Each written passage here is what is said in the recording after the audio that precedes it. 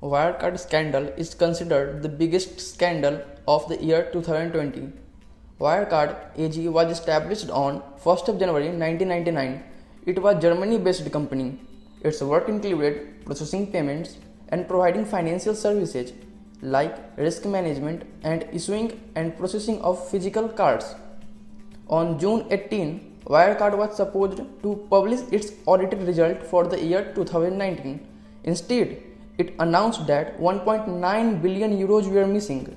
CEO Markus Braun resigned and was arrested, and company filed for insolvency.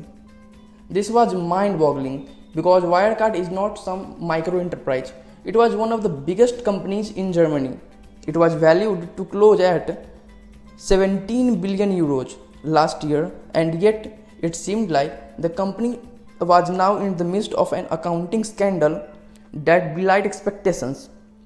Journalists started calling it the black hole in the company's balance sheet.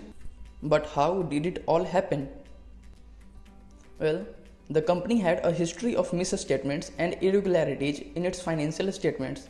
It was engaged in many suspicious transactions.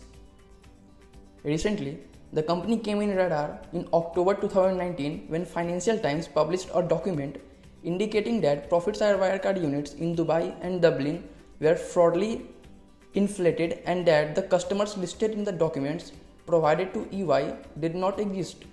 In response, Wirecard said that documents are not authentic and its staff and executives have not done anything wrong. Now, because of the FT's document, investors pressured the company and the Wirecard appointed KPMG to conduct a special audit, which was supposed to clear all of its wrongdoings. Now, in March 2020, EY received documents which said that 1.9 billion euros were held in accounts at two banks in Philippines. In March 2020, Wirecard claimed that KPMG concluded that no discrepancy was determined during the audit. On 28th April 2020, KPMG published its report.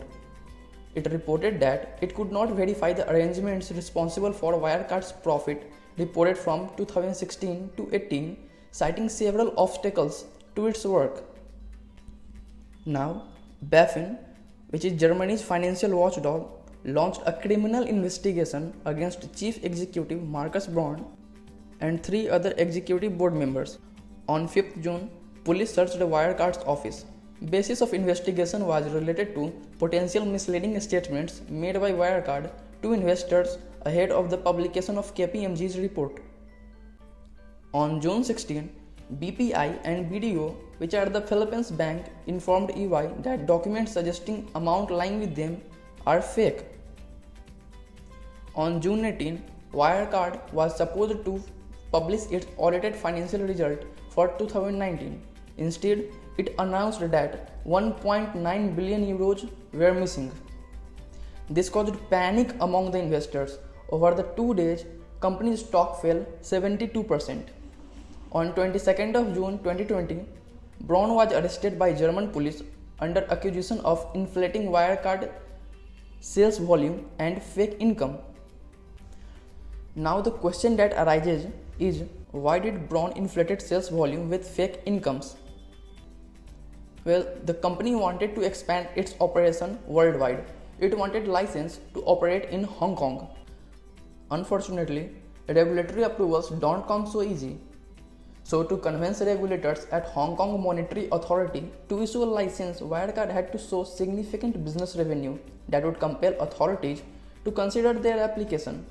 So the team began cooking their books. They devised a strategy to inflate sales through round tripping. Now let's understand what round tripping is. As the name suggests, one moves funds from the parent company to subsidiary companies through a series of opaque transactions. Then, after the funds from the subsidiary companies are transferred to the parent company, showing that these funds were generated as business revenue, just a round trip of money, nothing else. Doing such will make it look like that Wirecard's Asian subsidiaries are generating legitimate business revenue, where in fact money is just moving from Germany to Asia and then back to Germany.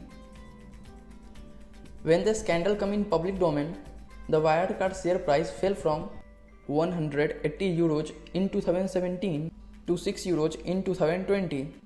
Such scandals also raise a question on auditors.